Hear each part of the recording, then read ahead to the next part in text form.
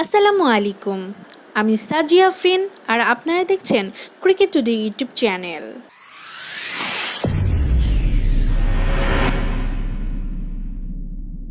11তম বিশ্বকাপ ক্রিকেটের পর্দা উঠছে শীঘ্রই।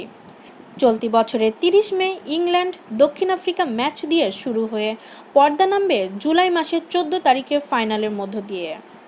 দীর্ঘ 44 দিনের এই মহাযজ্ঞে 11টি ভেন্যুতে 48টি ম্যাচ হবে।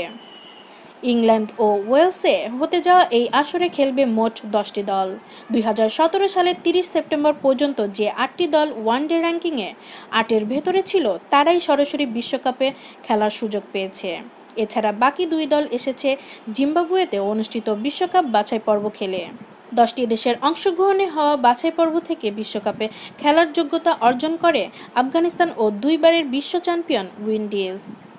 1992 সালের পর 2019 সালের বিশ্বকাপ হবে রাউন্ড রবিন লিগ পদ্ধতিতে।